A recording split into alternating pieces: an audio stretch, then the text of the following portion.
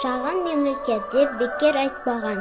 Себебі әр отбасының өзіне тән тәртібі, дәстүрі, құндылықтары бар. Бұл құндылықтар ұрпақтан ұрпаққа жалғасып, отбасын іргетасын берік ете түседі. Мен үшін отбасым өмірімдегі ең үлкен байлығым. Менің отбасым мен үшін шын мәніндегі құтты мекен. Ата-әже, сіздер жақында алтын тойды атап өттіңіздер. Сіздерге қояр сұрақтарым бар. Әрине, құлыным, сұрай ғой.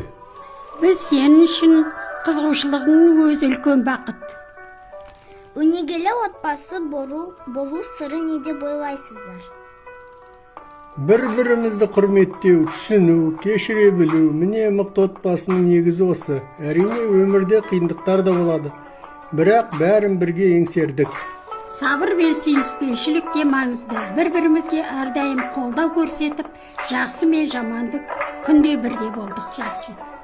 Үлгілі отбасы болудың басты қағидалары қандай деп ойлайсыздар?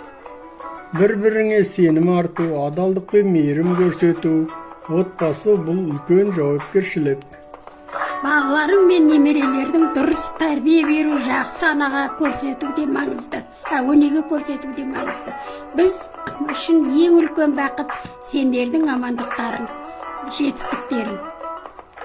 Сіздерден үйленеріміз көп екен. Ал енді соңғы сұрақ.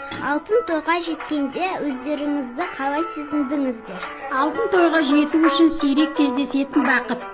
Осы күнге жеткеніміз біз үшін Аллаға шүкір, бұл да бақыт.